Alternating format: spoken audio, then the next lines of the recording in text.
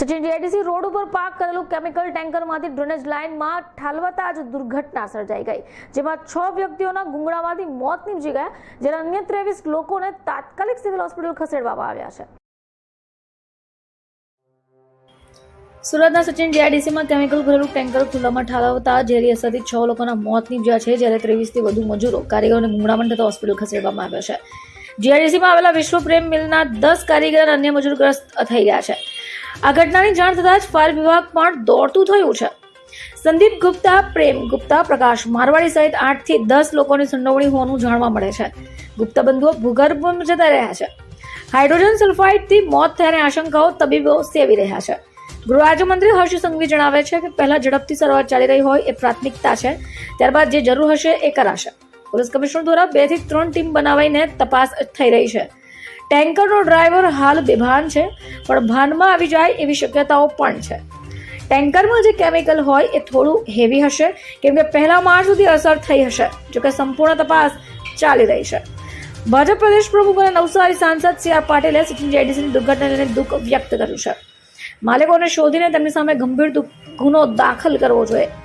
પઠાણે જણાવ્યું છે કે ઘટના લગભગ 4:15 વાગ્યાની છે અને પ્રથમ કોલ સચિન લોકેશનની એમ્બ્યુલન્સને મળ્યો હતો અને ત્યારબાદ ઘટના સ્થળ ઉપર અનેક દર્દીઓ ગુંગળાયેલી હાલતમાં હોવાથી લગભગ વિવિધ લોકેશનની 10 એમ્બ્યુલન્સ મોકલવામાં આવી, જેમાં 29 અસરગ્રસ્ત દર્દીઓને ઓક્સિજન સહિતની સારવાર માટે સિવિલ લઈ જવામાં આવ્યા।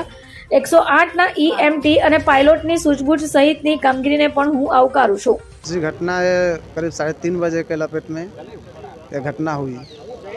और बाहर जो कंपनी के बाहर में एक गटर लाइन बहा हुआ है, उसमें एक बाहर से कोई टंकर आया और अपना केमिकल वहाँ पर बेस्ट कर मतलब बहा रहा था नाले में, और उसी टंकर से वो गैस निकला और हवा के जरिए इस कंपनी में पहुँच गया। और कंपनी में जितने लोग को लगा वो सब तुरंत लगा और तुरंत बेहोश हो गया। किसी को कोई बोल ही नहीं पाया कि उसको हुआ क्या है। वो एक ही आदमी है ये जो सबको बचाने में मदद अहम हिस्सा रहा है इसका।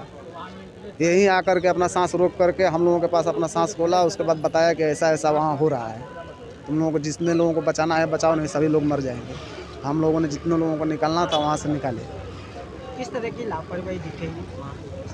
वो तो लापरवाही प्रशासन की है, क्योंकि वो केमिकल जो छोड़ा है उसी की लापरवाही हो तो प्रशासन की लापरवाही मानी जाएगी कि गटर में ऐसे केमिकल छोड़ते हैं। सिविल हॉस्पिटल में कितने लोगों को लाया गया था और कितने व्यक्ति थे? इस सिविल हॉस्पिटल में करीबन 30 से 35 लोगों को लाया गया था। और डेथ कितने जगह? डेथ 6 लोगों की हुई है। क्या चाहते हैं, किस तरह की न्याय? जो डेथ हुआ है हम चाहते हैं कि उनको न्याय मिले। મારું નામ ડૉક્ટર ઓમકાર ચૌધરી છે। હું ઇન્ચાર્જ આરએમઓ છું। આજે સવારે 5 વાગે મતલબ કે 5 વાગે પોલીસ કંટ્રોલ રૂમમાંથી એક મેસેજ આવ્યો મારા હોસ્પિટલના અધિકારીઓ ઉપર કે સચિન વિસ્તારમાં કઈ કંપનીમાં ગેસ લીકેજની બનાવ બન્યો છે। આનું અનુસંધાને હું લોકો તાબડતોડ સિવિલ હોસ્પિટલ દોડી આવ્યા અને સાથે સાથે બીજા વિભાગનું સિનિયર ડૉક્ટર હતા, મેડિસિનનું ડૉક્ટર, સર્જરીનું ડૉક્ટર, એનેસ્થેસિયા ડૉક્ટર અને ઇમરજન્સી મેડિસિન ડૉક્ટર અને સુપ્રિન્ટ મેડમ બધા ભેગા થઈને એકઠા થયા। અને જ્યારે ખબર પડી કે 50-60 પેશન્ટ આવવાનો છે, એટલે જે પેશન્ટ જે doctor junior resident doctor duty પર ન હતા તેના પણ હોસ્પિટલમાંથી ઘરેથી બોલાવવામાં આવ્યા। નર્સિંગ સ્ટાફનું પણ જે ડ્યુટી પર હતા તે સિવાય બીજા બહારથી બોલાવવામાં આવ્યા અને ક્લાસ 4નું પણ બોલાવવામાં આવ્યા અને ટીમ વર્ક કરીને સંયુક્ત રૂપે કામ કરીને જે તે 5 વાગ્યાથી પેશન્ટ એટેન્ડ કરવાનું ચાલુ કર્યો અને પહેલાં જેટલા દર્દી આવ્યા એટલા તમામ દર્દીને ટ્રોમા સેન્ટરમાં કિડની માયોટ્રોમા ગ્રાઉન્ડ ફ્લોરમાં પ્રાથમિક સારવાર આપી અને જેમ જેમ પેશન્ટ સેટલ થતા ગયા તેમ તેમ આ દર્દીને 5મા માળે ડી વિંગમાં ઇન્ડોર કરીને શિફ્ટ કરેલ છે અને અત્યારે દર્દી સારવાર હેઠળ છે। કેટલા દર્દીઓના મોત થયા છે અને કેટલા સારવાર લઈ? હા, જ્યારે આવ્યો ત્યારે આમાંથી 6 જે દર્દી છે તે મૃત હાલતમાં લઈને આવ્યા હતા। જ્યારે મારા ડૉક્ટર ટીમ તપાસ કરી ત્યારે મૃત હાલતમાં હતા અને 23 દર્દી અત્યારે જો છે સારવાર હેઠળ છે। પ્રાથમિક કારણ જો પૂછતા આ લોકો કહે છે કે કંપનીનું ગેસ લીકેજનું જે બનાવ બને છે અને જ્યારે દર્દી આવ્યો તો ખુદ જે પેશન્ટ છે દર્દી તે અમુક પેશન્ટ બેભાન હતા, અમુક અર્ધ બેભાન હતા, અમુકને શ્વાસ લેવામાં તકલીફ થતી હતી। એટલે એક્ઝેક્ટ હિસ્ટ્રી આપની પાસે મળી આવેલ નથી। પોલીસ આવી છે અને તપાસ કરી છે। સારવાર લેનાર દર્દીઓમાં જે અત્યારે 8 પેશન્ટ વેન્ટી પર છે અને અમુક પેશન્ટ ઓક્સિજન પર છે રૂમ મેયર પર.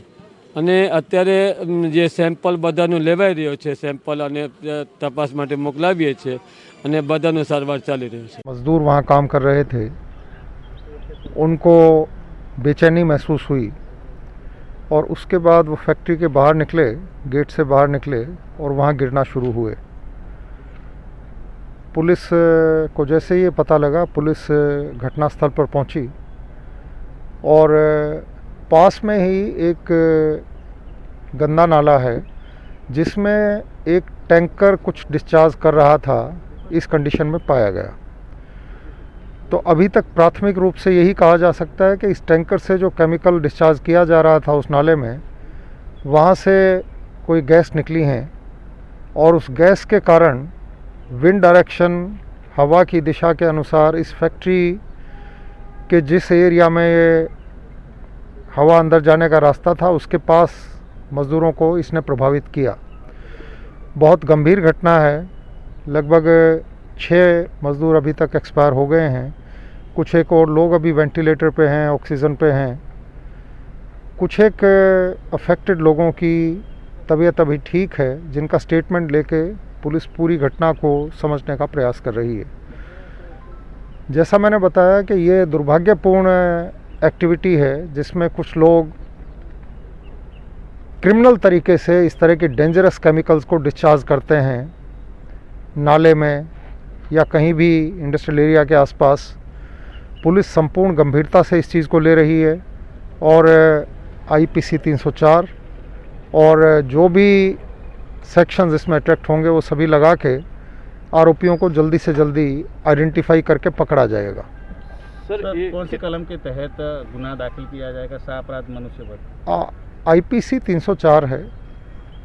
लाइफ इम्प्रिजनमेंट या 10 साल तक की सज़ा की उसमें प्रोविज़न है.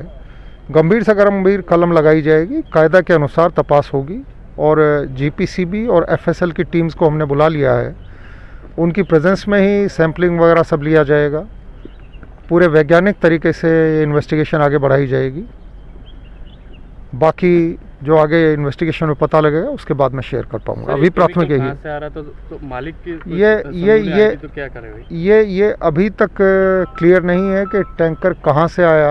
इसके लिए आइडेंटिफिकेशन के लिए पुलिस इन्वेस्टिगेशन कर रही है और बहुत जल्दी हम किसकी जवाबदारी है इसके लिए, किसने इस टैंकर को यहाँ भेजा है, ये सारी चीज़ों पे से सर पर्दा उठेगा. सर इस सूरत में इस तरह से GIDC इलाकों में पहले भी इस तरह से टैंकर केमिकल खाली करते रहे हैं, तो बाहर से इलाके से टैंकर खाली करना वैसे हादसत में इस तरह से GIDC इलाकों में पहले भी इस तरह से टैंकर केमिकल खाली करते रहे हैं, तो बाहर से इलाके से टैंकर खाली करना वैसे हादसे को कहीं न कहीं बढ़ावा देना, तो क्या एक्शन होगा ऐसे लोगों के खिलाफ जो सूरत में इस तरह का मतलब केमिकल डालते हैं?